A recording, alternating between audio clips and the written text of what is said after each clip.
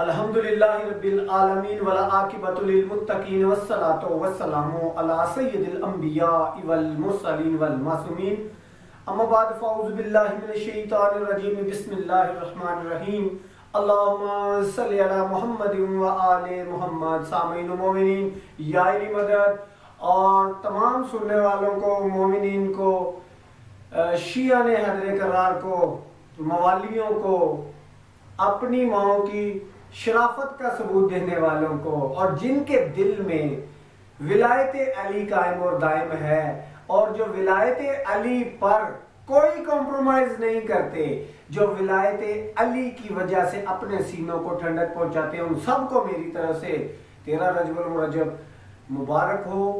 اور خاص مبارک ہو آپ سب کو.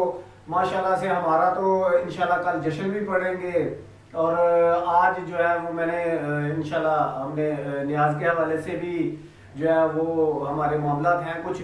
تو بہرحال جی شروع کرتے ہیں. جی ہم نے شروع کیا ہوا جی علی کا قرآن میں ذکر، تو اسی پہ میں انشاءاللہ آج پڑھیں گے، پھر اس کے بعد کل انشاءاللہ مولا کے نزول کے حوالے سے. اور ہاں، نزول کے حوالے سے یہ کچھ لوگ ملوانائزم جو ہے نا، یہ جو ملونڈاز کہہ رہے ہیں، وہی ان کو ایس لگا دیتا ہوں میں، ملونڈاز یا ملواناز. وہ کہتے ہیں کہ جی یہ آئے دن نیا نزول، نیا نزول، نیا نزول کہتے ہیں جی، یہ ایسے ہے ویسے ہے. اور بھائی یہ نہیں ہے، یہ آپ کی سمجھ میں. اب دیکھیں عقیدہ اپنا اپنا ہے، جس کا جو ہے اس کو اسی پہ رہنے دینا. آپ کو کیا ایشو ہے کہ آپ ہر کسی کے معاملے میں ٹانگ اڑاتے پھر ہیں. دیکھیں جب نبی مکرم صلی اللہ علیہ وآلہ وسلم کی حدیث مبارکہ میں نے پڑھ کے آپ کو سنائی ہے، پہلے میری پچھلی ویڈیو میں ہے کہ نبی مکرم صلی اللہ علیہ وسلم نے فرمایا کہ میرا اور علی کا نور، جناب فاطمہ الزہرا سلام اللہ علیہا کا نور، جناب حسن کا نور، جناب حسین کا نور اس وقت بھی موجود تھا جب کچھ نہ تھا. ہم تھے اور اللہ تھا. اب مجھے یہ بتائیں کہ یہ جو ہے اللہ کا نور جو ہے وہ پیدا نہیں ہوتا. جی بہرحال اس پہ کل انشاءاللہ بات کریں گے، تفصیلاً بات کریں گے، اور آیات قرآن کے مطابق اور نبی کے فرمان کے مطابق. جی انشاءاللہ. جی شروع کرتے ہیں. جی سب سے پہلے آپ کی سماعتوں کی نظر کرتا چلوں، سورہ اعراف کی آیت نمبر 46 ہے. بسم اللہ الرحمن الرحیم وَبَيْنَهُمَا حِجَابٌ وَعَلَى الْأَعْرَافِ رِجَالٌ يَعْرِفُونَ كُلًّا بِسِيمَاهُمْ وَنَادُوا أَصْحَابَ الْجَنَّةِ أَنْ سَلَامٌ عَلَيْكُمْ لَمْ يَدْخُلُوهَا وَهُمْ يَطْمَعُونَ. صدق اللہ العظیم. ترجمہ سنیے گا جی.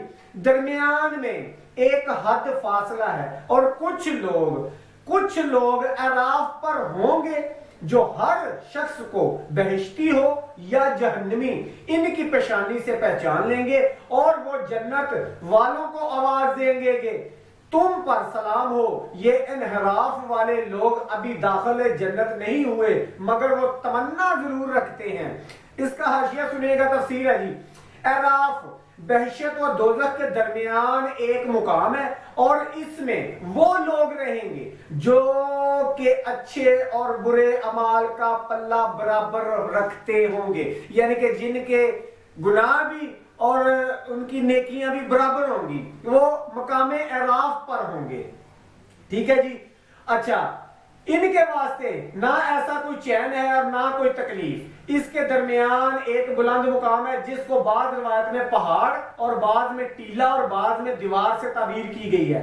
اس بلند مقام پر خدا کے کچھ خاص بندے اس غرض سے جا کھڑے ہوں گے کہ اگر اب بھی کچھ لوگ جہنم یا انحراف کے قابل سفارش ہوں تو ان کی سفارش کی جائے. اور ان میں خدا نے یہ قدرت دی ہے کہ جنتی اور جہنمی ہر شخص کو پیشانی دے کر پہچان لیں گے. جی حضور والا آپ کو کیا بتاؤں، اس میں بھی ایک بہت بڑی بات ہے کہ اللہ نے اپنے کچھ نور علی نور کو، یہ کیسے نہ ہو جی. ان لوگوں کا تو ایک ہی عقیدہ ہے جی، اوپر میزان عدل ہوگا، پھر ایک تکڑی ہوگی، ترازو ہوگا، پھر سوال و جواب.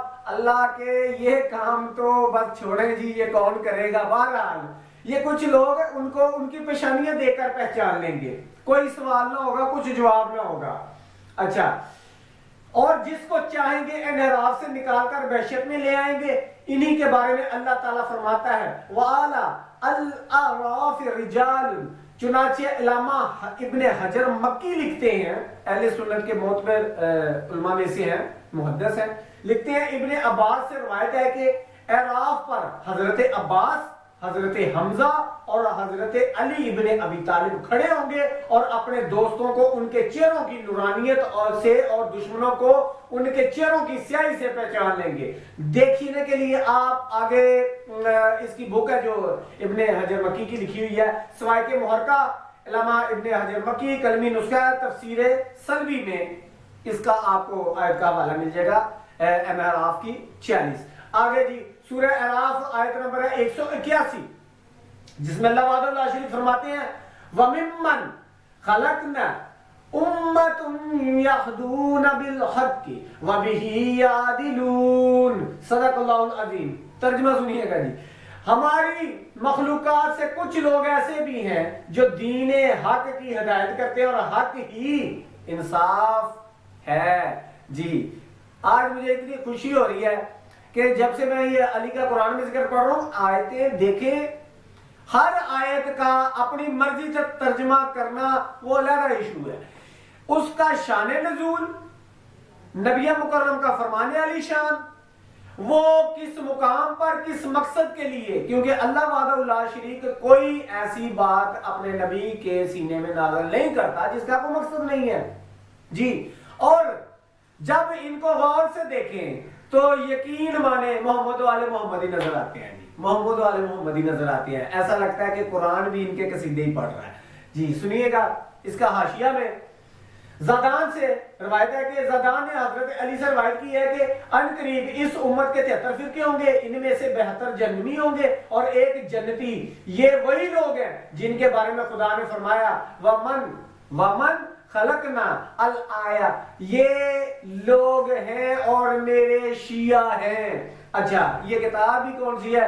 ابن مردویہ کی کتاب ہے، انہی کی تفسیر ہے اور انہوں نے یہ لفظ شیعہ لکھا ہوا ہے. آگے چل کے جی سورہ اعراف آیت نمبر ہے 172.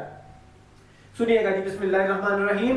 وَإِذْ آخَذَ رَبُّكَ مِن بَنِي آدَمَ مِن ظُهُورِهِمْ ذُرِّيَّتَهُمْ وَأَشْهَدَهُمْ عَلَىٰ أَنفُسِهِمْ أَلَسْتُ بِرَبِّكُمْ قَالُوا بَلِيَّ شَهِدْنَا أَن تَقُولُوا يَوْمَ الْقِيَامَةِ إِنَّا كُنَّا عَنْ هَٰذَا غَافِلِينَ. صدق اللہ العظیم. اچھا جی ترجمہ سنیے گا.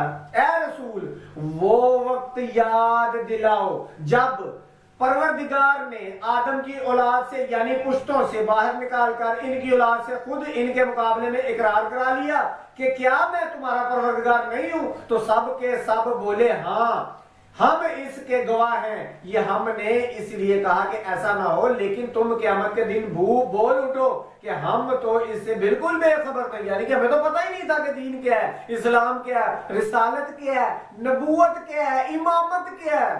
جی آگے جی ذکر ہے اس کا امامت کا آگے. اچھا یہ اقرار عہد الست کا ہے جب دنیا میں کوئی موجود نہ تھا اور خدا نے محض اپنی خدائی کا اقرار نہ لیا بلکہ حضرت رسول اکرم صلی اللہ علیہ وآلہ وسلم کی رسالت اور حضرت علی علیہ السلام کی امامت و ولایت کا بھی، اور وہ بھی محض انسانوں سے نہیں بلکہ فرشتوں سے بھی. چنانچہ یہ حدیث اسی آیت کی تفسیر یا تائید میں وارد ہوئی ہے.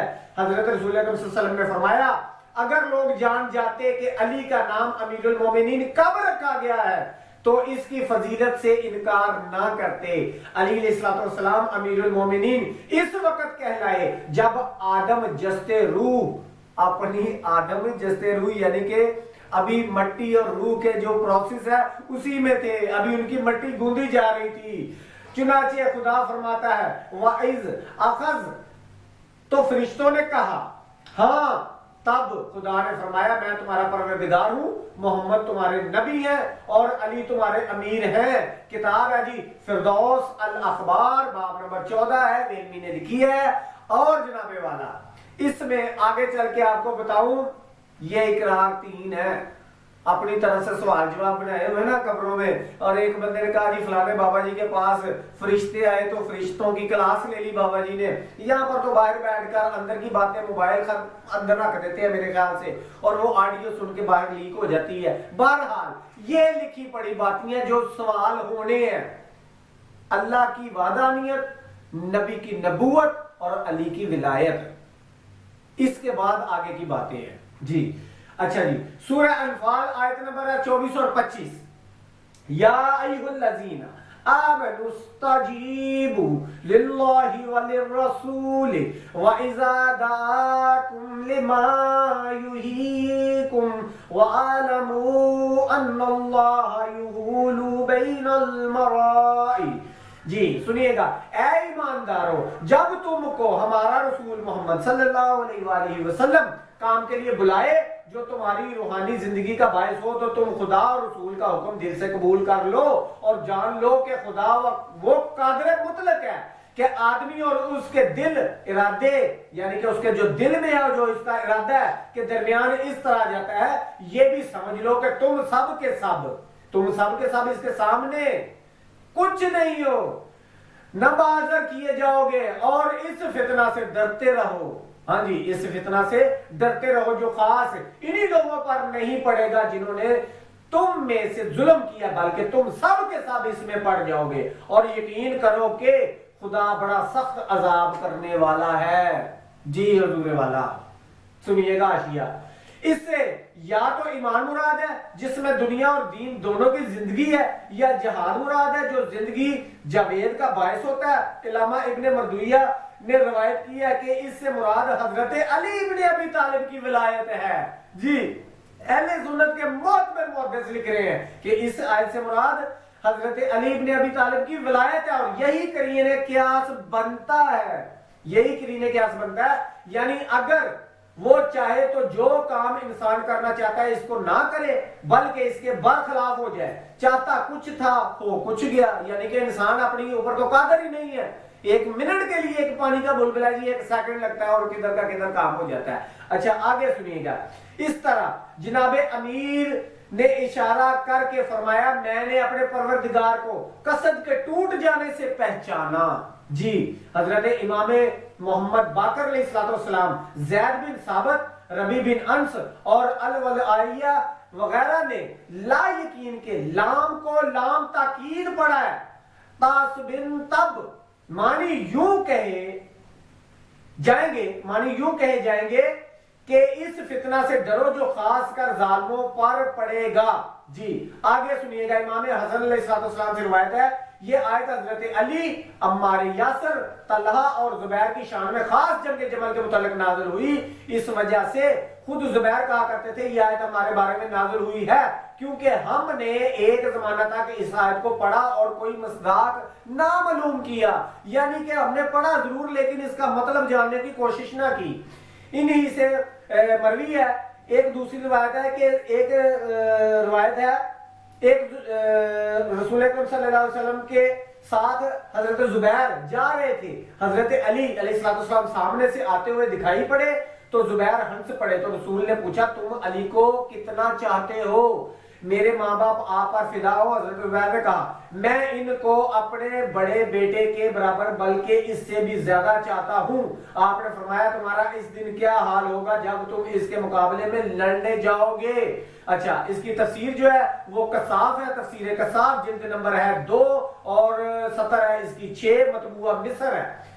جی حضور والا ہر آیت کا تفسیر میرے نبی مکرم یا نبی کی آل نے کی ہے، اس کے علاوہ جو بھی تفسیر ہے وہ پتہ نہیں کیا ہے، کیونکہ قرآن بولتا نبی کی آل ہے اور لکھا وہ ہے جو آج ہم پڑھ رہے ہیں۔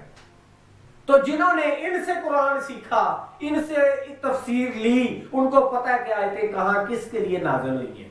جی اپنی طرف سے جس کے اوپر مرضی فٹ کر لی جائے۔ انشاءاللہ کل انشاءاللہ ہم جشن پڑھیں گے اور مولا کے نزول کے حوالے سے ضرور بات کریں گے جتنی ہماری پہنچ ہے۔